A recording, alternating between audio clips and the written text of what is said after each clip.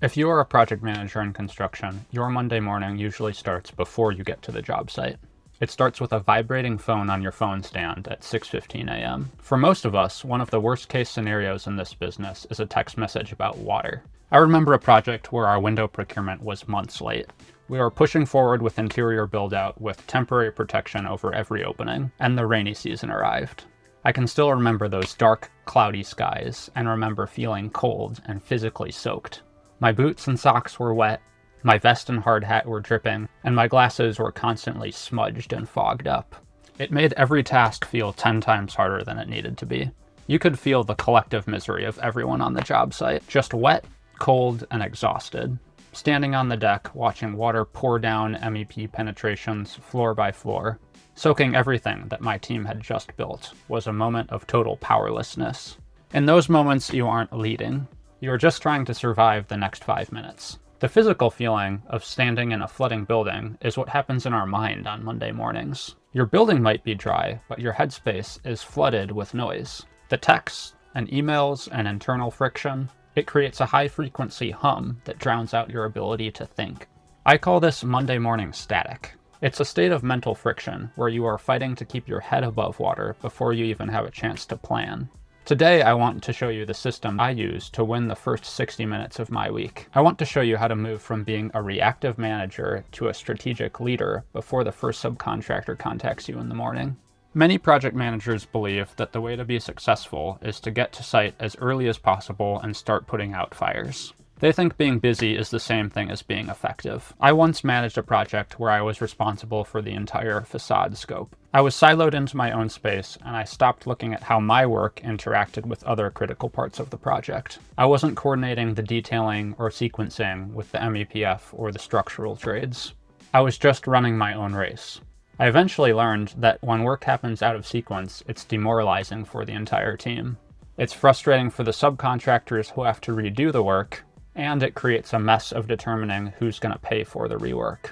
I remember sitting in those coordination meetings where everybody is sitting there staring down at their boots because we have to rip out the last 2 days of work we just completed.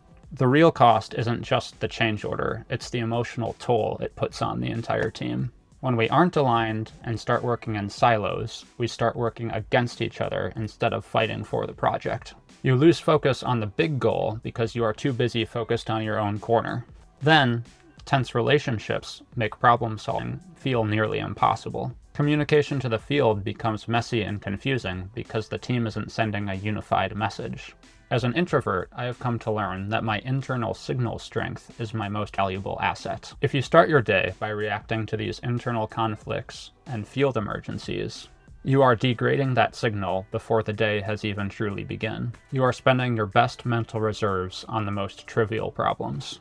The launch protocol is about reclaiming those first 60 minutes. It's about creating a buffer zone between the chaos of the field and the order of your office.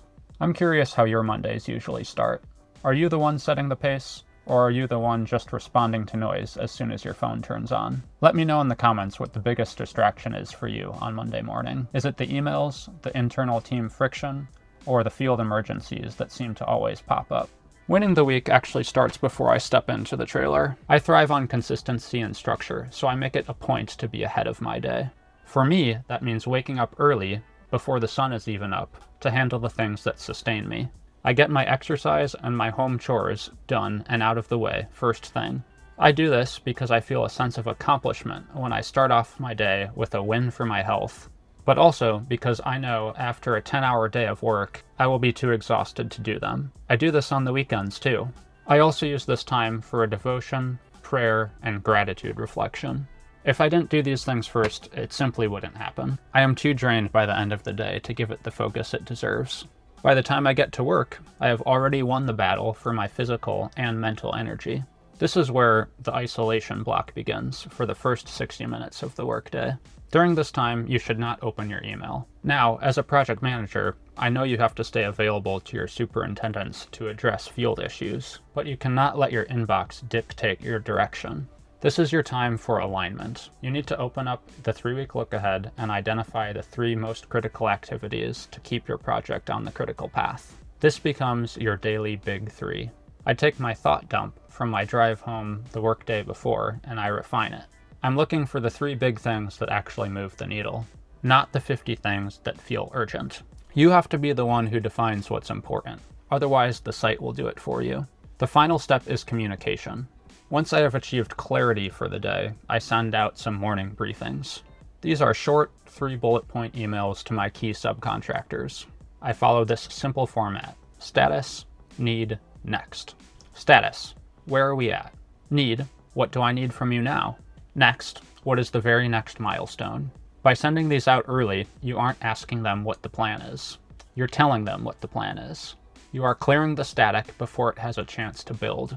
I view these first 60 minutes as a form of faithful management. It's about giving my first fruits of the week to the pursuit of order. In my personal life, I know that if I don't start my day with a quiet moment of reflection, I won't be able to be the man my family needs me to be.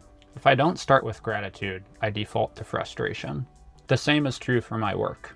If you don't seek order first, the project will default to chaos. By resetting my mental state, I can walk onto the job site with clarity and focus. This isn't just about moving concrete or steel. This is about managing the time and the responsibilities that have been placed in my hands. When you start your week with order, you are showing respect to your project and the team that you lead. We have been given the responsibility to care for the schedule, the budget, and the people on site. If we are constantly in a state of reaction, we aren't truly managing those things. We are just surviving them. Starting with order is how I honor that responsibility to my project, my team, and my family. My challenge to you this week is to reclaim your first 60 minutes. Before you dive into the noise this Monday, take a moment to sit down in silence and define your big 3. I followed this protocol this morning, and I can tell you that feeling of readiness and accomplishment is worth every moment of that early morning alarm. It changes how you see the work. If you find that you cannot do this because of your Sunday afternoon anxiety, you need to go back and watch my previous video about silencing the Sunday noise. That is the foundational work that makes this Monday morning launch possible. I will see you at the job site.